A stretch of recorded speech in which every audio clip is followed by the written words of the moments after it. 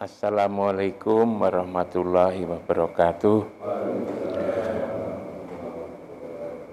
Alhamdulillahi rabbil alamin, wassalatu wassalamu ala asrofil anbiya'i wal mursalin Sayyidina wa maulana Muhammadin wa ala alihi wa sahbihi ajma'in. Amma ba'du.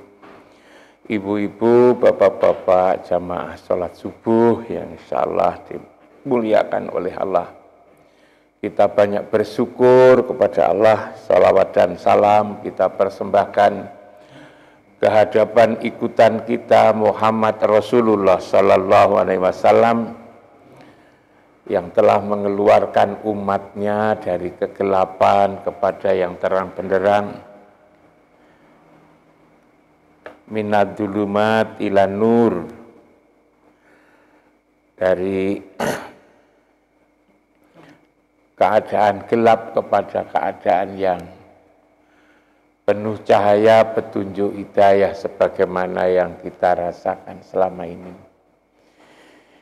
Ibu dan bapak-bapak sekalian, kita telah beberapa hari menjalankan puasa ini sebaik-baiknya, semampu kita. Dan kita sudah menjalankan sholat tarawih, tadarus, lalu kemudian juga menambah pengetahuan. Kita meminta Pak Profesor Markus tiap selesai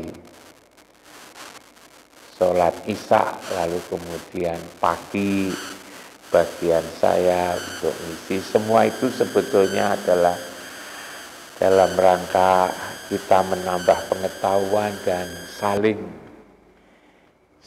mengingatkan satu sama lain di saat-saat yang bulan mulia ini. Bulannya saya kira sama, tapi kenapa disebut mulia? Karena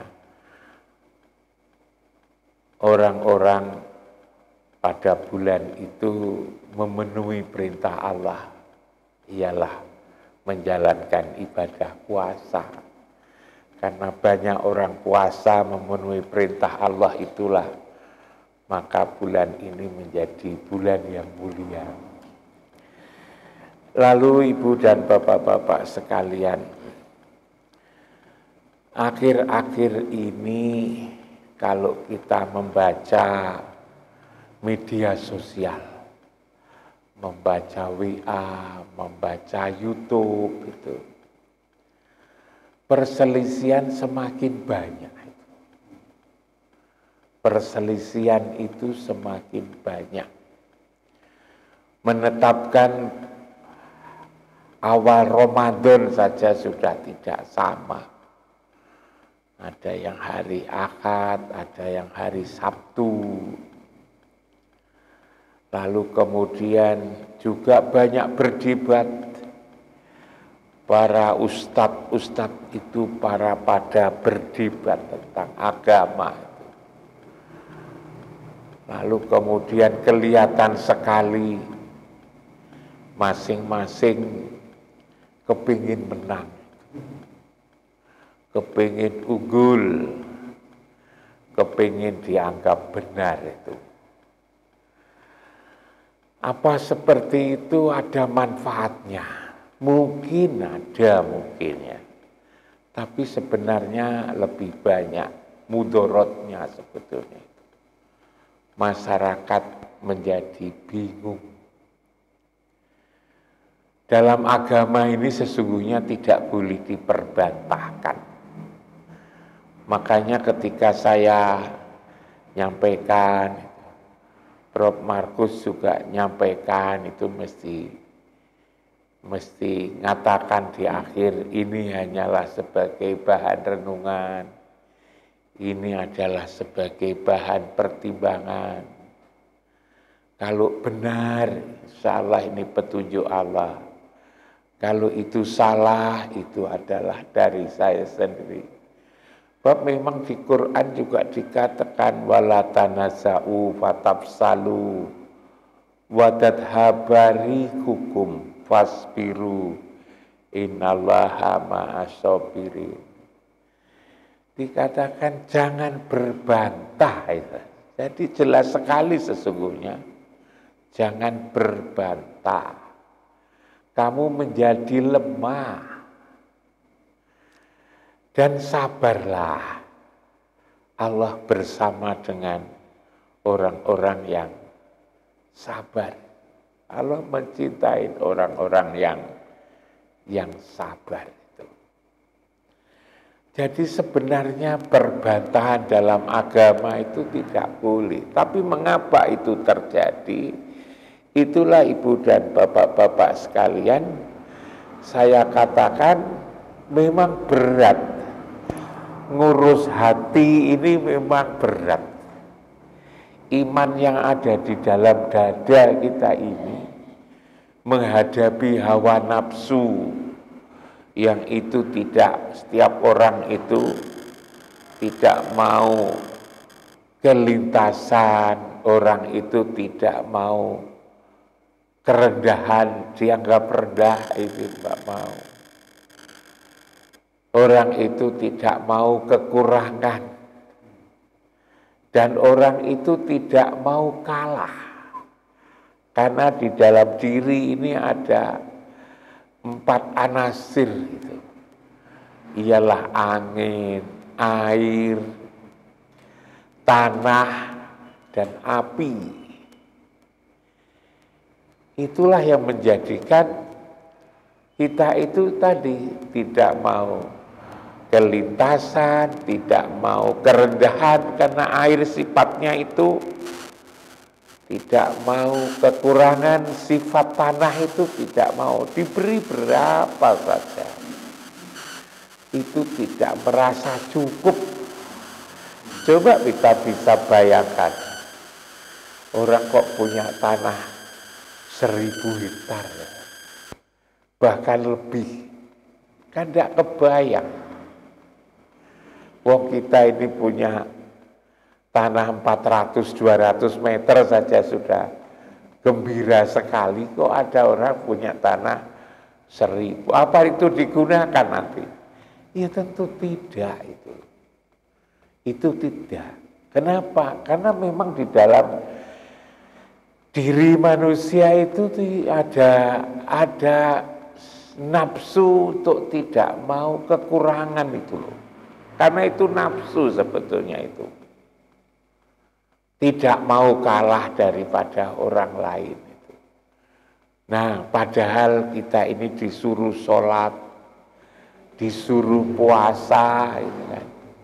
Disuruh banyak ingat Allah itu untuk memerangi hawa nafsu itu yang bersumber dari 4 anasir yang ada pada tubuh kita ini sebetulnya. Yang itu memang berat,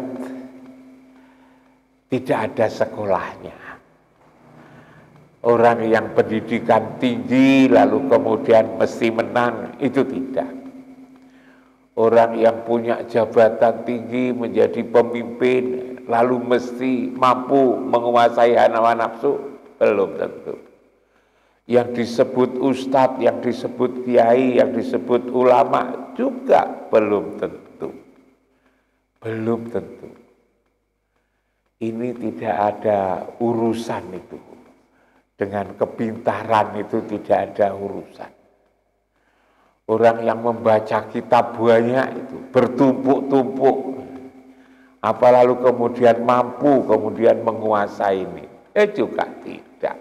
Buktinya orang-orang yang berdebat itu adalah justru orang-orang yang kitabnya itu begitu banyak.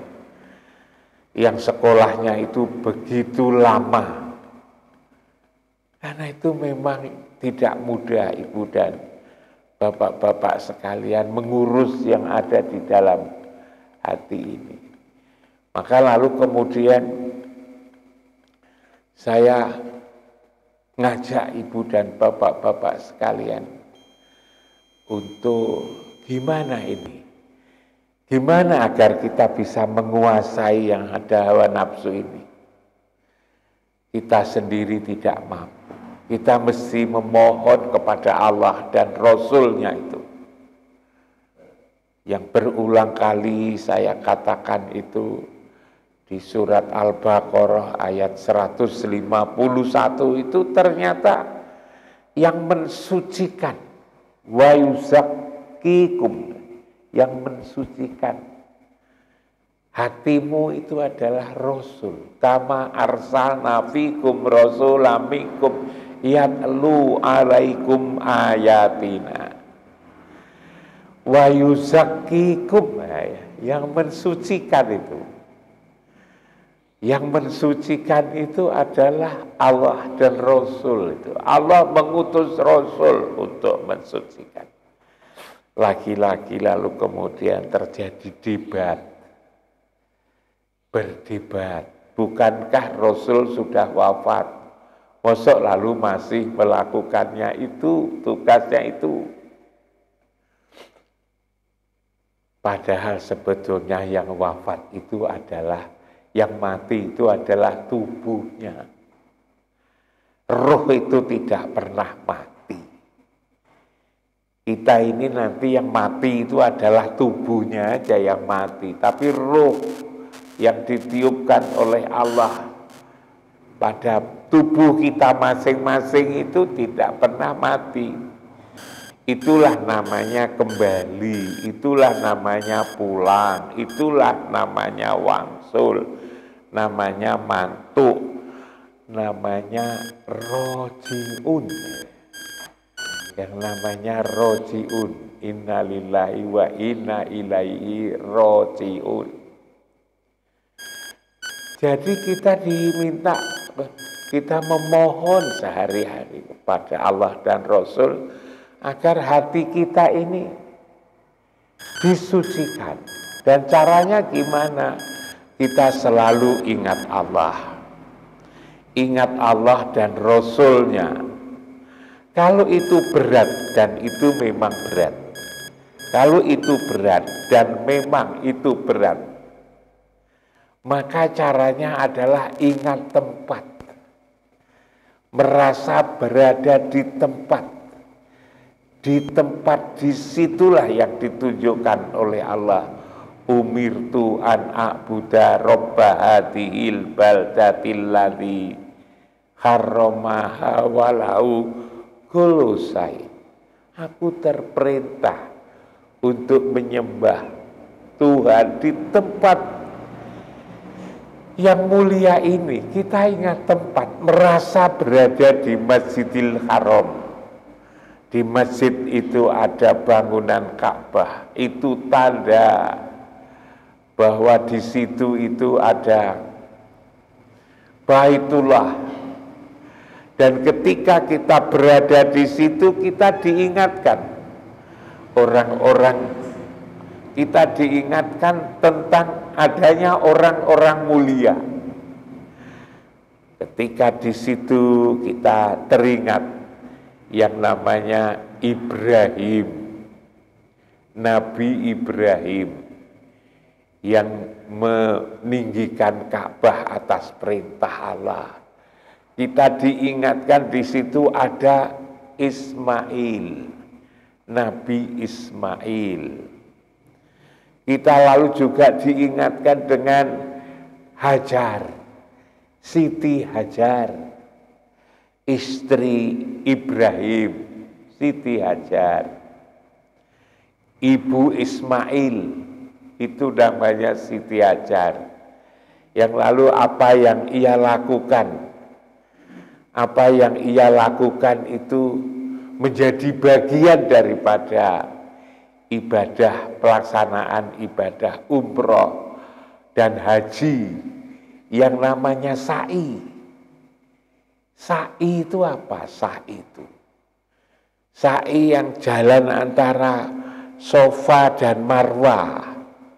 itu sesungguhnya adalah niru apa yang dilakukan oleh Siti Hajar ketika putranya yang masih bayi kehausan, dia lalu lari-lari dari satu tempat ke tempat lain untuk mencari air. Dan akhirnya apa? Malah justru di kakinya si Ismail itu keluar air yang kemudian menjadi yang kita kenal sekarang dengan air Zam-Zam itu sampai sekarang. Itu adalah Hajar. Padahal Hajar itu siapa? Ya memang itu adalah istrinya Ibrahim, istri Nabi Ibrahim. Tetapi sebetulnya sebelum menjadi istri Ibrahim itu dia adalah wanita berkulit hitam yang menjadi pembantu, coba. Pembantu Ibrahim. Lalu kemudian atas usul dari Sarah supaya dinikah. Kenapa Sarah usul? Karena sudah sekian lama tidak punya anak. Agar punya anak, maka pembantu namanya Siti Hajar itu disuruh untuk nikahin gitu. Walaupun kemudian setelah punya anak lalu ya namanya cemburu, wanita kan ada cemburu. Tapi satu hal yang penting ya,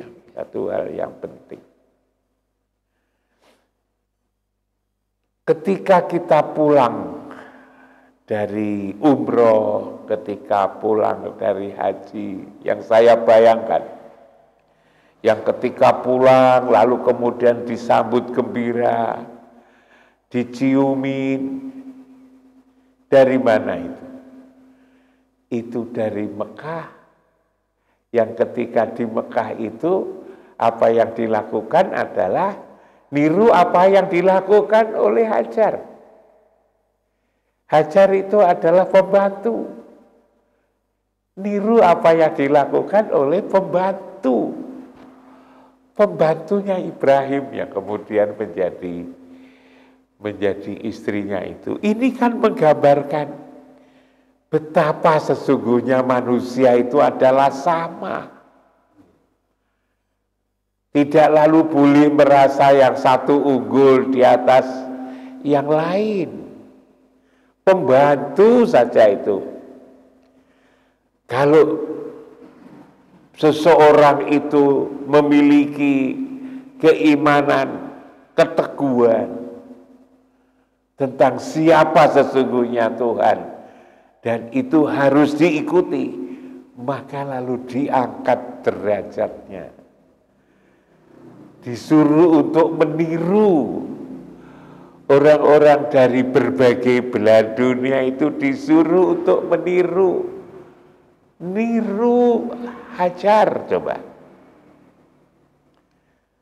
Dari situ pulang haji, pulang umroh, maka seharusnya akan menyadari bahwa kita ini sebetulnya tidak ada derajat yang tinggi karena kekayaan, karena ilmu, karena keturunan, dan seterusnya itu. Ternyata seorang pembantu pun itu harus ditiru oleh orang dari mana saja. Nah, ini adalah pelajaran ketika kita datang di tempat yang mulia itu, mendapat pelajaran yang begitu bagus. Tapi itu tadi, Ibu dan Bapak-bapak sekalian, dasarnya manusia itu, yang itu tadi saya katakan punya nafsu, yang tidak mau kelintasan, tidak mau kerendahan, tidak mau kekurangan, dan tidak mau kalah itu.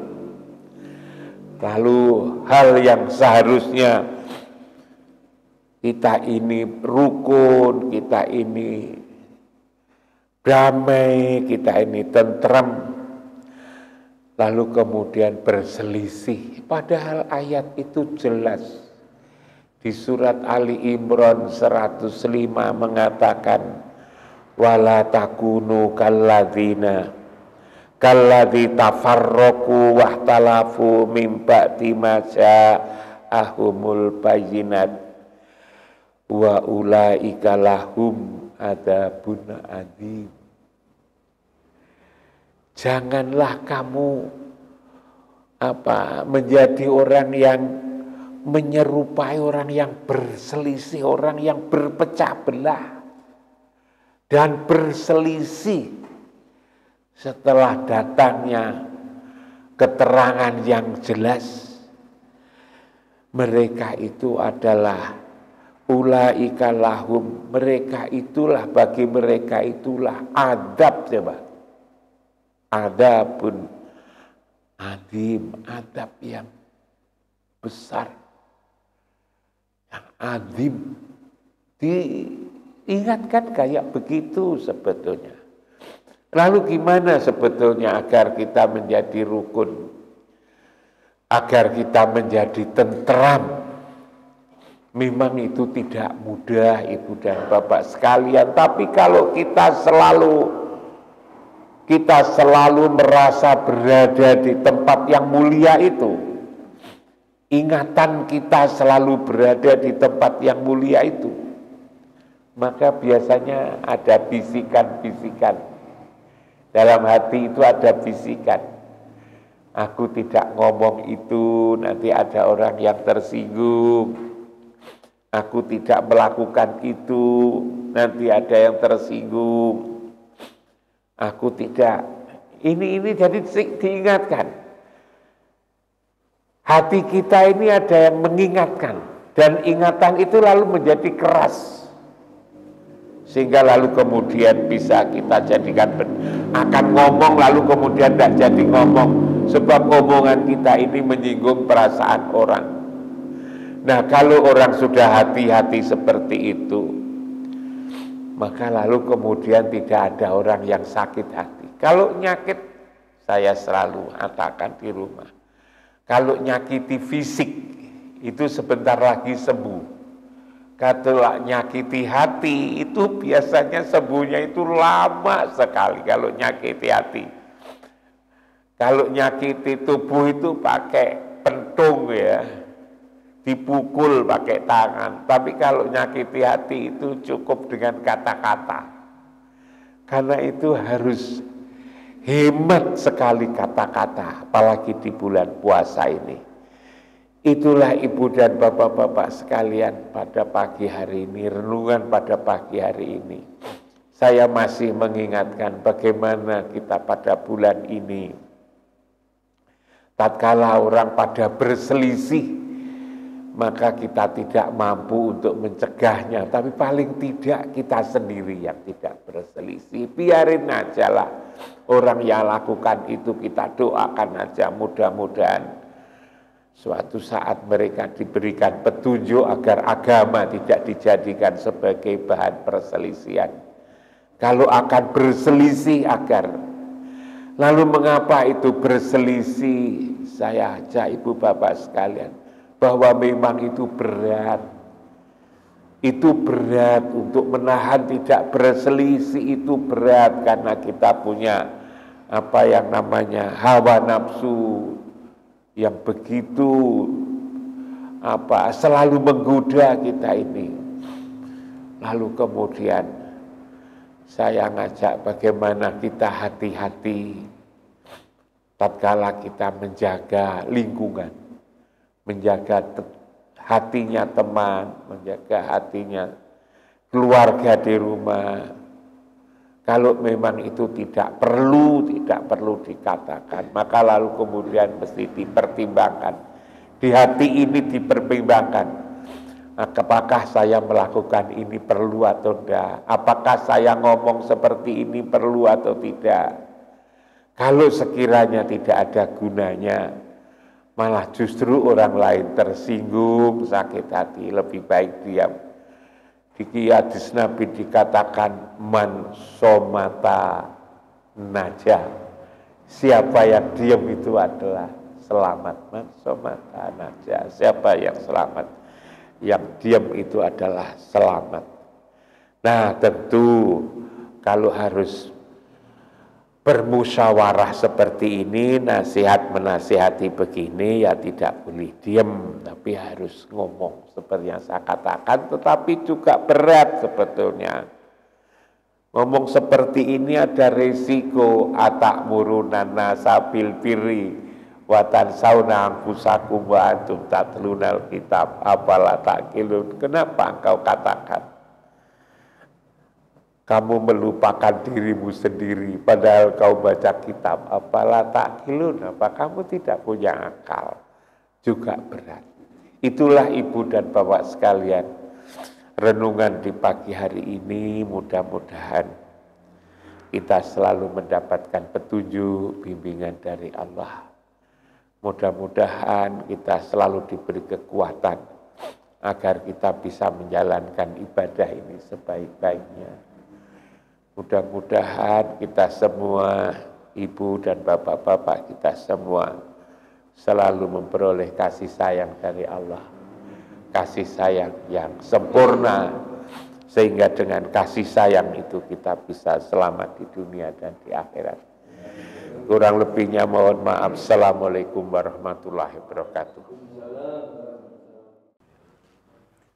A'udzu billahi minasyaitonir rajim. Bismillahirrahmanirrahim. Allahumma shalli wa sallim ala sayyidina Muhammad wa ala sayyidina Muhammad.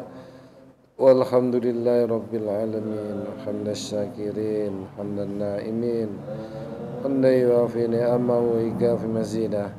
Ya Rabbana lakal hamdu kama yanbaghi lil jalali wajhikal karim wa li sultanik. Allahumma taqabbal minna salatana wa siyamana wa qiyamana wa ruku'ana wa sujudana wa tadharru'ana wa tahassu'ana ta'budana wa tamim tafsirana ya Allah ya arhamar rahimin.